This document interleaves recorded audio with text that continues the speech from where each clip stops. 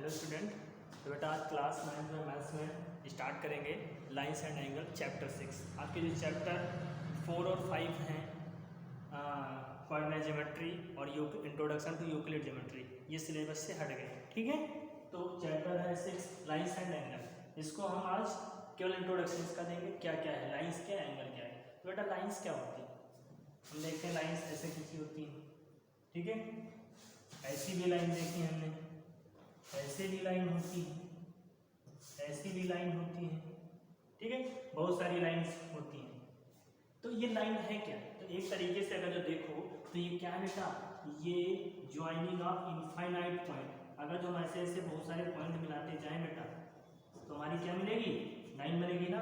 तो लाइन की डेफिनेशन बोल सकते हैं ज्वाइनिंग ऑफ इनफाइनाइट पॉइंट या collection of infinite point in a straight path. एक स्ट्रेट पाथ पे, एक सीधे रास्ते पे सभी अगर जो अनंत बिंदुओं को जोड़ दें तो हमारी क्या बन जाती है, लाइन बन जाती है कि नहीं। इनको सबको अगर जो जोड़ दें आपस में तो क्या बनेगी, लाइन बनेगी कि नहीं बनेगी। स्ट्रेट पाथ मतलब बेटा एक सीधे सीधे रास्ते पे। ठीक है, एक सीधे रास्ते पे अगर जो हम सभी पॉइंट्स को जोड़ दें या सभी कलेक्शन ऑफ ऑल पॉइंट बोल सकते हो, ठीक है, वो क्या हो जाएगा, बोलो, लाइन हो जाएगी। लाइन में कंडीशन है बेटा, जब भी हम लाइन बोलेंगे तो लाइन का मतलब होता है इसका कोई भी एंड नहीं होता है। ये लाइन इनफाइनाइट तक जाती है, इसका कोई भी एंड नहीं है, चाहे जहाँ तक खींचते जाए इसको लाइन बोलते हैं। और लाइन हम कभी भी खींचते नहीं हैं, हम लोग लाइन सेगमेंट खींचते हैं। क्या खींचते हैं, लाइन सेगमेंट। लाइन सेगमेंट क्या खींचते हैं, रेखाखंड खींचते हैं। ठीक है, लाइन तो हम खींच नहीं पाएंगे, रेखा हम खींच नहीं पाएंगे। क्यों बेटा, क्योंकि इसका तो कोई और छोर नहीं होता है, इनके दोनों एंड क्या होते हैं, एंडलेस होते हैं, कभी एंड ही नहीं होती है। एक एंड, एक छोर इधर, एक छोर इधर, ये चलते ही जा रहे हैं, वो भी जा रहे हैं, क्योंकि बहुत सारे पॉइंट होते हैं, इनको सबको मिलाते रहेंगे लाइन बनती जाएगी। तो इसका कोई एंड नहीं होता है। लेकिन जब भी लाइन खींचना होता है तो हम इसका एक पार्ट ले लेते हैं। क्या कर लेते हैं, हमने इतना सा टुकड़ा लेते हैं इस लाइन का, तो इसको कहते हैं लाइन सेगमेंट। लाइन सेगमेंट क्या होता है, एक लाइन का पार्ट होता है जिसके दोनों एंड क्या होते हैं, दोनों छोर क्या होते हैं, एंड होते हैं, टर्मिनेट हो जाते हैं आपके, कि ये लाइन हमारी यहीं तक है। ठीक है, इस लाइन को हम बोलते हैं लाइन सेगमेंट। तो हमने जितनी भी खींची हैं ये लाइन सेगमेंट है एक तरीके से ये। और लाइन सेगमेंट को लिखते क्या है, ए बी। क्या हमने खींचा, ए बी लाइन, तो एक एंड ए है, एक एंड बी। ठीक है, कभी भी हम इस लाइन को, ये लाइन बेटा जा रही है, इसको हम ए बी नहीं लिखते हैं, इसको ए बी नहीं लेते हैं। ठीक है, एक लाइन इधर जा रही है, एक इधर जा रहा है, इसको ए बी नहीं लेते हैं। यहाँ पर ऐसे लिख देते हैं, ये ए है, ये बी है, ऐसे पॉइंट देते हैं। यानी कि लाइन सेगमेंट केवल हम लिखते हैं, लाइन का कोई एंड ही नहीं होता, इसलिए इसके एंड नहीं लिखते हैं। समझ में आ रही है ना, ये रिप्रेजेंटेशन है बेटा। यानी ये क्या है, लाइन सेगमेंट है, ए बी क्या है, लाइन सेगमेंट है। ओके, तो लाइन में और क्या है, जैसे इसको बोले तो एक तरीके से जब दो लाइन के बीच की डिस्टेंस बेटा सेम होती है, देखो यहाँ भी देखो जितनी डिस्टेंस वही यहाँ, वहीं यहाँ, यहीं वहाँ, यानी कि सभी जगह अगर जो दो लाइन के बीच की डिस्टेंस सेम है, दोनों लाइन के बीच की दूरी सेम है, तो उसको हम कहते हैं पैरेलल लाइन या समांतर रेखाएं। इसको क्या कहते हैं, समांतर रेखाएं या समांतर रेखाएं या पैरेलल लाइन। क्या बोलते हैं इसको बेटा, पैरेलल लाइन। ठीक है, और इस लाइन को अगर जो दो लाइन आपस में 90 डिग्री का एंगल बना रही हूँ, क्या बना रही हूँ, 90, एक दूसरे को कट कर रही हूँ, कैसे, वर्टिकली, यानी कि 90 डिग्री पे, तो इसको कहते हैं परपेंडिकुलर लाइन। क्या बोलते हैं बेटा, परपेंडिकुलर लाइन या लंबवत रेखा, लंबवत या लंब रेखा। ठीक है, जो भी बोल पाओ, लंब रेखा या लंबवत रेखा। ठीक है, इसको डायरेक्टेड लाइन बोलते हैं। क्या, ये डायरेक्ट कर रही है, डायरेक्शन दिखा रही है। क्या दिखा रही है, डायरेक्शन दिखा रही है। जैसे फिजिक्स में बहुत चीजें देखोगे, ये बॉडी है, इस पर फोर्स लग रहा है, ये क्या हो रहा है, ये इसकी डायरेक्शन बता रहा है, फोर्स किधर लग रहा है, इधर क्यों लग रहा है, तो इसको हम डायरेक्टेड लाइन भी बोलते हैं। कौन सी, डायरेक्टेड लाइन या दिशा वाली लाइन। ठीक है, जो दिशा बताती है। तो ये कुछ लाइन्स हैं, इतना नहीं पढ़ना आपको, बेसिकली ये ध्यान देना लाइन होती क्या है। लाइन बेटा क्या होती है, इनफाइनाइट पॉइंट का कलेक्शन होता है स्ट्रेट पाथ पे, इसका कोई एंड नहीं होता है। लाइन सेगमेंट जिसके दो एंड हो, ए और बी, या कोई भी जिनके दो एंड होते हैं उसको लाइन सेगमेंट बोलते हैं। दो लाइन पैरेलल कब होंगी, उनके बीच की डिस्टेंस सेम होगी तभी वो पैरेलल होंगी। अगर जो लाइन एक दूसरे के ऊपर परपेंडिकुलर है उसको परपेंडिकुलर लाइन कहते हैं। अगर जो एक एरो बना के दिखाया जाता है इसको डायरेक्ट लाइन कहते हैं। ये चीज़ें कुछ हैं। इसके बाद बात करते हैं एंगल। एंगल क्या होता है, यानी कि कोण। क्या बेटा, कोण। तो रेखा और कोण बोलते हैं, ठीक है, रेखा और कोण। अब कोण क्या होता है या एंगल क्या होता है, एंगल कैसे बनता है। Angle form by two rays which has same initial point, यानी कि दो रेज, जो डायरेक्ट लाइन है उसको रेज बोलते हैं। क्या बोलते हैं, रेज। एक रेज ये गई बेटा, ठीक है, और एक रेज और ये, इनका इनिशियल पॉइंट तो यही है ना, यानी कि प्रारंभिक बिंदु। अगर जो दोनों का सेम है तो ये जो बीच का डिस्टेंस है यही हमारा एंगल होता है। एंगल कैसे बनता है बेटा, when two rays having same initial point then both rays make an angle। दोनों रेज क्या बनाती, कुछ ना कुछ एंगल बनाएंगी, चाहे 0 बनाए चाहे 90 डिग्री कैसे भी बनाए। लेकिन अगर जो दो रेज हैं, दो किरणें हैं और उनका इनिशियल पॉइंट प्रारंभिक बिंदु सेम है तो बेटा उनके बीच कुछ ना कुछ एंगल बनेगा। तो एंगल का फॉर्मेशन ऐसे होता है, ठीक है। अब अगर जो बात करें बेटा, ये एंगल का फॉर्मेशन ऐसे हो गया। इसमें अगर जो बात करें मेजरमेंट ऑफ एंगल, एंगल को हम कैसे, अच्छा इसका नाम भी बता दें, इसको हम वर्टेक्स कहते हैं। इनिशियल पॉइंट को क्या कहते हैं, वर्टेक्स कहते हैं। क्या कहते हैं, वर्टेक्स कहते हैं। और ये जो रेज हैं इनको हम बोलते हैं आर्म ऑफ एंगल। एंगल का आर्म या साइड, आर्म बोले चाहे साइड बोले, ठीक है, वही बात है। वर्टेक्स को कहते हैं शीर्ष, हिंदी में क्या कहते हैं बेटा, शीर्ष कहते हैं। ये कोण का शीर्ष है, जहां पर शीर्ष उसको कहते हैं जहां पर दोनों रेज आपस में मिलती हैं, और इसको बोलते हैं कोण की भुजा, ठीक है, आर्म ऑफ एंगल। एंगल यानी कोण की भुजा कहते हैं, ठीक है। इसी में एक चीज आ जाती है interior of angle and interior to the angle and exterior to the angle. यानी कि जैसे ये एंगल बना है, ठीक है, इंटीरियर टू द एंगल मतलब इस एंगल के अंदर जितने भी पॉइंट होंगे, एंगल के अंदर दोनों रेज के अंदर जितने भी पॉइंट एग्जिट करेंगे, जितने भी पॉइंट हमको मिलेंगे उसको कहते हैं interior to the angle. Angle के अंदर है, ठीक है। लेकिन अगर जो पॉइंट जो बाहर पॉइंट है, जैसे पी पॉइंट बाहर है, इसको कहेंगे एक्सटीरियर, एक्सटीरियर पॉइंट, ठीक है। और इसको क्या कहेंगे, इंटीरियर पॉइंट। क्या कहेंगे बेटा, इंटीरियर पॉइंट, ठीक है। ये हमारा एक्सटीरियर पॉइंट, ये हमारा इंटीरियर पॉइंट हो जाता है, ठीक है, ओके। ये जैसे पी पॉइंट है तो क्या होगा, इंटीरियर पॉइंट हो गया, और ये हमारा क्या, एक्सटीरियर पॉइंट हो गया। पी बाहर है तो एक्सटीरियर, अंदर है तो इंटीरियर। ये अंतर बिंदु, ये बाह्य बिंदु, ऐसे बोल सकते हैं, ठीक है। अब इसको हम देखो एंगल को मेजर कैसे करते हैं बेटा, तो मेजर कैसे करते हैं, देखो ये एक रेज थी, दूसरी रेज ये हुई। अब ये एंगल कैसे होगा, तो बेटा अगर एक तरीके से सोचे तो ये रेज किसी ऐसे ऐसे ऐसे ऐसे ऐसे ऐसे ऊपर जा रही है और इस रेज को, यानी कि जितनी इस रेज ने एंटी क्लॉकवाइज में जितनी डिस्टेंस ट्रेवल किया उसी को हम एंगल कहते हैं, मेजर ऑफ एंगल, ठीक है। और एंगल को मेजर यानी कि कैसे मापते हैं, कोण को कैसे मापते हैं, तो बेटा हम एंटी क्लॉकवाइज फर्स्ट रेज से चले, जितनी भी डिस्टेंस हमने ट्रेवल किया वही हमारा एंगल होता है, ठीक है। अब ये मेजर कैसे करते हैं, तो हमको केवल अभी एक ही यूनिट पढ़ना है, डिग्री वाली, ठीक है। डिग्री में मेजर करते हैं, इसको किसमें मेजर करते हैं बेटा, डिग्री में। तो इसका होता क्या है, इसका जो स्टैंडर्ड पैमाना है, स्टैंडर्ड मेजरमेंट है, उसको 360 डिग्री से हम मेजर करते हैं। 360 डिग्री एक कंप्लीट रिवॉल्यूशन, कंप्लीट रोटेशन। अगर जो ये रेज, जैसे ये रेज है बेटा, इस रेज को पकड़ें और इसको पूरा घुमा दें, क्या घुमा दें, पूरा घुमा दें, तो ये जो एंगल बना ये 360 का एंगल होता है। यहीं से हमने सारे एंगल निकालना स्टार्ट किया। मेन क्या है, हमने बोला कि एक कंप्लीट रोटेशन का एंगल कितना होता है, 360 होता है। जैसे हम लोगों ने प्रोटेक्टर देखा होगा बेटा, प्रोटेक्टर ये हाफ प्रोटेक्टर है, ठीक है। यहाँ पर 180 होता है, यहाँ 0 से स्टार्ट होता है, फिर इस पर देखो ऐसे ऐसे खांचे कटे होते, कितने कटे होते बेटा, ठीक है। ये प्रोटेक्टर ऐसे ही तो होता था, तो ये खांचे ऐसे ही बने, यहाँ से स्टार्ट होता है और 180 तक जाता है, और फुल प्रोटेक्टर है तो नीचे भी होता है। इसके बाद ऐसे ऐसे ऐसे ऐसे ऐसे करें, 180 के बाद 360 तक आता है। कहाँ तक आता है? 360 तक। ठीक है, तो एंगल को कैसे मेजर किए? हमने जैसे ये बनाया, प्रोटेक्टर उठाया और यहाँ पर रखा। ठीक है, फिर यहाँ से देखा कितना ऊपर डिस्टेंस जा रहा है, मान लिया 30 डिग्री ऊपर पड़ा 30 डिग्री, तो इसको बोल देंगे ये 30 डिग्री का एंगल है।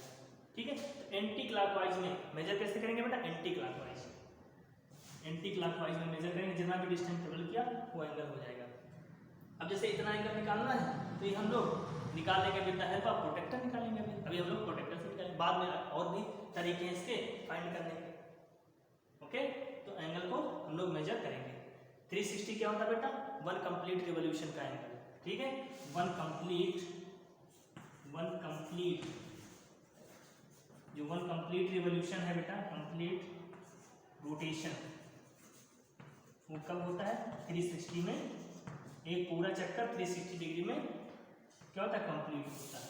360 डिग्री एंगल कब बोलेंगे? जब पूरा ये होगा। अगर जो कोई भी सर्किल कोई भी गोला है तो कहेंगे इसका एंगल कितना होगा?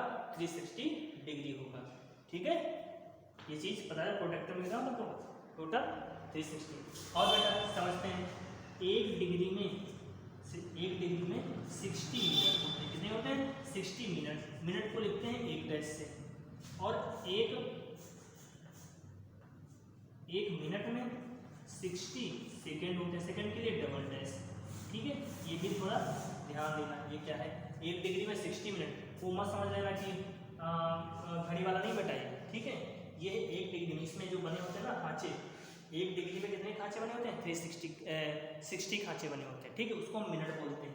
और 1 मिनट में और 60 खांचे बने होते हैं, उसको हम सेकेंड बोलते हैं। ठीक है, तो ये चीजें कुछ थी एंगल को कैसे मेजर करते हैं। ठीक है, एंगल क्या था तुम्हारा? 2 रेज के बीच का जो स्पेस होता है वो एंगल होता है। ठीक है, एक कंप्लीट रोटेशन 360 डिग्री में कंप्लीट होता है। कितने डिग्री में? 360 डिग्री में। हमको इतना निकालना होगा तब भी हम निकाल लेंगे। जैसे क्या निकालेंगे? कोई भी एंगल निकालना होगा, जैसे ये थीटा मान लिए। ठीक है, कंप्लीट रिवॉल्यूशन कितने में होता है बेटा? कंप्लीट रिवॉल्यूशन ऐसे पूछे इसका छोड़ो, इतना नहीं ध्यान देना थी अभी, केवल ध्यान देना केवल जो बेसिक चीजें हैं। ठीक है, बाकी जब आगे पढ़ेंगे 10th वगैरह में तब बताएंगे आगे क्या क्या। तो अब बात कर लेते हैं बेटा एंगल्स हमारे कितने टाइप के होते हैं। ठीक है, लाइन साइड एंगल पढ़ रहे हैं तो टाइप्स ऑफ एंगल, कितने टाइप के एंगल पढ़ते हैं? Types of angle. ठीक है, कोणों के प्रकार कौन कौन से हैं? तो सबसे पहले बेटा अगर स्टार्ट करें हम, जैसे ये हमारी रेज है, एक रेज ये जो एंगल बन के आया, ठीक है, ए एंड बी रेज, इसको बोलते हैं एक्यूट एंगल। क्या बोलते हैं बेटा?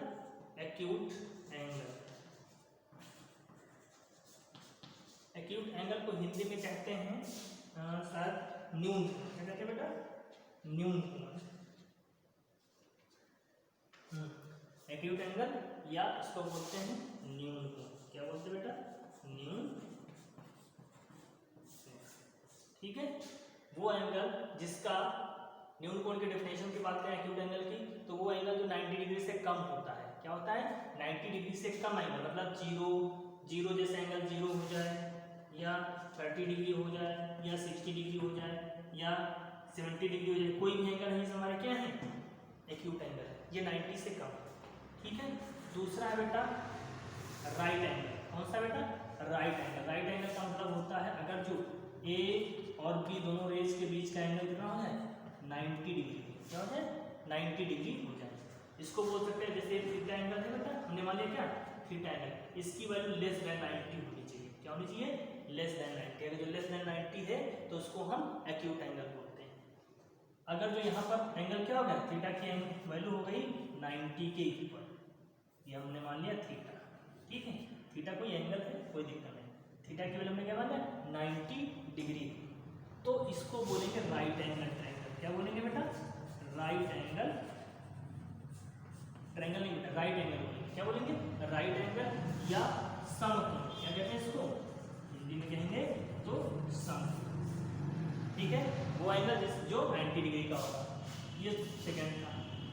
तीसरे की बात करें तो अब 90 से बड़ा, यानी कि कुछ ऐसा, ये भी ए और ये बी, ये वाला एंगल, ये थीटा हमने मान लिया। इसकी वैल्यू ग्रेटर देन 90 होनी चाहिए। एंड कंडीशन भी और क्या है, थीटा की वैल्यू ऐसे लिखें,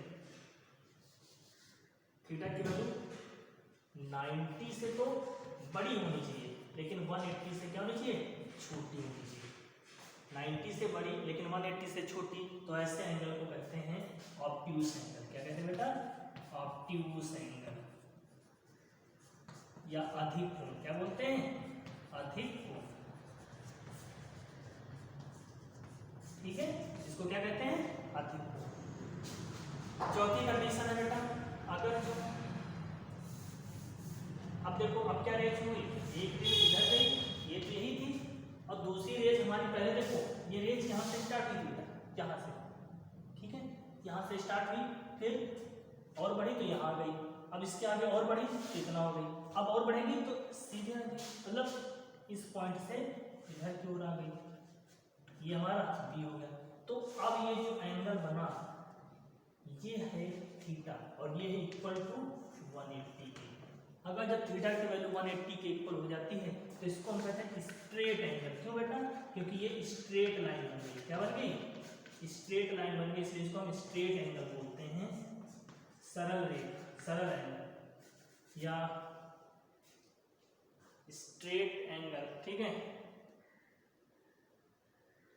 देख लेते हैं, सरल कोण बोल सकते हो या सीधा कोण। देखते हैं, स्ट्रेट एंगल समझ लेना बेटा क्या होना चाहिए, 180 एंगल हो जाएगा। इसके बाद अगर जो बात करें पांचवी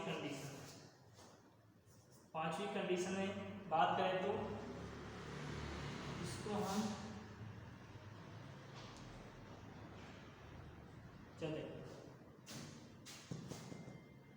अब देखो रेज सीधी हो गई, एक रेज तो ऐसे ही जा रही थी, एक दूसरी रेज इधर भी आ गई, अब थोड़ा और नीचे पहुंच गई, तो ये एंगल, ये नीचे का मत करना, ये एंगल जो तुम्हारा है ये क्या है, ये थीटा जो है वो ग्रेटर देन 180 है। ठीक है, लेकिन 360 से कम है, 360 से कम है, इसको हम कहेंगे क्या,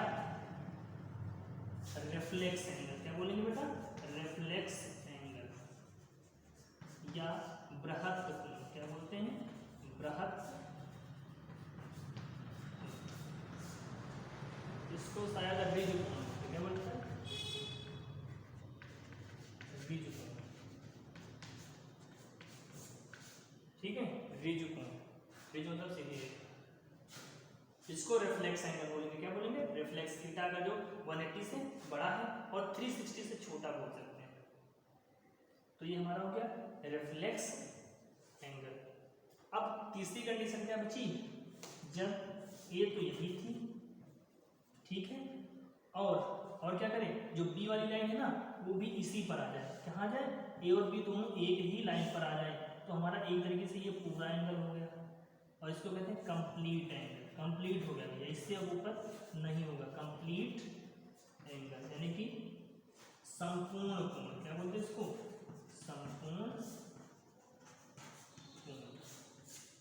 तो आपके एक तरीके से 6 टाइप के हमने एंगल बता दिया आपको। ठीक है, ये क्या है, ये ज्योमेट्री के बेसिस पे हमारे एंगल हैं। कितने टाइप के, 6 टाइप से। कौन कौन से, पहला acute angle, right angle, obtuse angle, straight angle, फिर रिफ्लेक्स एंगल और फिर कंप्लीट एंगल। ठीक है, टोटल 360 तक जाना था ना, हमने 0 से स्टार्ट किया, 0 से 90 तक गए, 90 से बड़ा, फिर 180 पहुंच गए, 180 के बाद 180 से बड़ा पहुंच गए, फिर टोटल 360, और ये कंप्लीट हमारा हो गया। ठीक है, इसके बाद कुछ और भी एंगल हैं लेकिन वो इन्हीं से बने हैं। ठीक है, बात करते हैं टाइप नहीं बेटा, एक तरीके से टाइप तो मेन ही है। बात करते हैं जो पढ़ना है आपको कॉम्प्लीमेंट्री एंगल। कौन सा बेटा, कॉम्प्लीमेंट्री एंगल। कॉम्प्लीमेंट्री एंगल क्या होता है, या इसको हिंदी में बोले तो पूरक कोण। क्या बोलते हैं बेटा, पूरक कोण। पूरक कॉम्प्लीमेंट्री का मतलब होता है बेटा, अगर जो दो एंगल हैं उनका समेशन 90 डिग्री है तो उन दोनों को हम कहेंगे कॉम्प्लीमेंट्री एंगल। ठीक है, जैसे एक एंगल ए है, ठीक है, angle A plus angle B, अगर इनका सम 90 है, ठीक है, तो ये दोनों एक दूसरे के क्या है, ठीक है, ये क्या है बेटा, कॉम्प्लीमेंट्री। तो अगर जो पूछे एक एंगल ये है, इसका कॉम्प्लीमेंट्री एंगल क्या होगा, कॉम्प्लीमेंट्री एंगल क्या होगा, तो कहेंगे भैया इसका कॉम्प्लीमेंट्री एंगल 90 माइनस ए होगा, 90 माइनस ए है कि नहीं। देखो एक एंगल ए है तो बी की वैल्यू निकालें तो ए को इधर भेजें तो 90 माइनस ए है ना, यानी एंगल बी की वैल्यू क्या हो गई 90 माइनस ए। कॉम्प्लीमेंट्री एंगल दो ही तो थे, ए और बी। एक एंगल ए है तो बी की वैल्यू क्या हो जाएगी दूसरे कॉम्प्लीमेंट्री एंगल की 90 माइनस ए। तो जैसे पूछें कि एक एंगल 30 डिग्री है, कितना है 30 डिग्री है, तो इसका कॉम्प्लीमेंट्री एंगल कितना होगा 90 से 30 को घटा दो, 90 से 30 को घटा दो 60 डिग्री, 60 डिग्री इसका कॉम्प्लीमेंट्री एंगल होगा। ठीक है, 60 डिग्री क्या होगा इसका कॉम्प्लीमेंट्री एंगल होगा। ठीक है, समझ में आया बेटा। कॉम्प्लीमेंट्री का मतलब होता है दोनों का एडिशन क्या होना चाहिए 90 डिग्री होना चाहिए। देखो ये 30 ये 60 दोनों को ऐड कर दो तो 90 हुआ कि नहीं हुआ। तो अगर पूछे निकालने में कैसे तो 90 से घटा दिया। दूसरा है सप्लीमेंट्री, क्या बेटा सप्लीमेंट्री। सप्लीमेंट्री एंगल क्या होगा, या इसको बोलते हैं समपूरक। क्या बोलते हैं समपूरक, समपूरक कोण। तो इसमें देखो कॉम्प्लीमेंट्री मतलब पूरक और समपूरक, मतलब ये छोटा है वो बड़ा नाम, मतलब इसका ये आधा नाम है वो पूरा नाम है।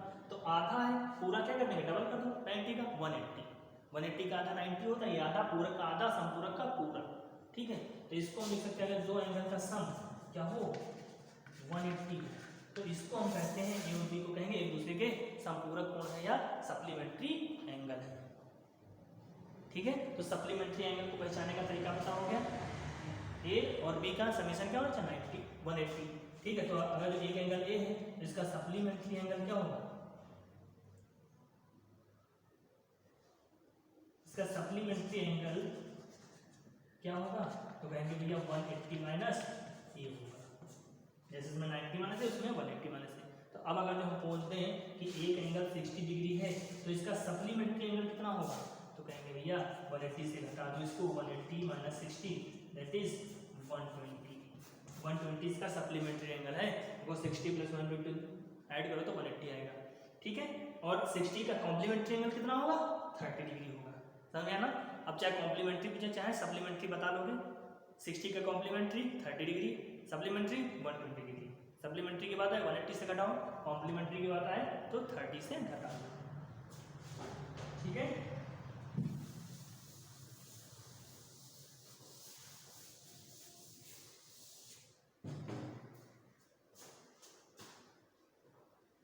इसके बाद बेटा अगर जो हम बात करें तो बाइसेक्टर ऑफ एंगल, एक आता है bisector, bisector of angle. Hindi में बोले तो बाइसेक्टर को क्या बोलते हैं बेटा,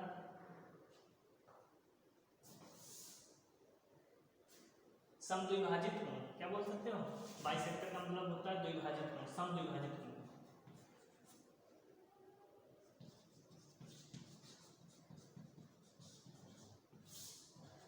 ऐसे कोण जो दो भागों में बराबर बराबर बढ़ जाए उसको बाइसेक्टर ऑफ एंगल। ऐसे जैसे ये एंगल है बेटा ए और बी, ठीक है, ये जो एंगल है, अब अगर जो हमने एक डी लाइन ऐसा खींचा कि ये वाला एंगल और ये वाला एंगल क्या हो गए आपस में बराबर हो गए, तो इसको जो ए जो इसको ये ओडी जो लाइन है ये bisector of angle B O A का है, यानी कि जो ओडी है OD is a bisector, OD is a bisector of angle कौन सा B A O B. A O B का क्या है ये बाइसेक्टर है। बाइसेक्टर मतलब एंगल को दो बराबर भागों में बाइसेक्ट कर दे, ठीक है, समद्विभाजित कर दे, बराबर बराबर भागों में विभाजित कर दे, उसको कहते हैं बाइसेक्टर। ठीक है, और इसके बाद बात करें तो बेटा जैसे ये दोनों लाइन है बेटा, ठीक है, इस एंगल को क्या कहते हैं, इन एंगल को हम लोग कहते हैं वर्टिकली अपोजिट एंगल। वर्टिकली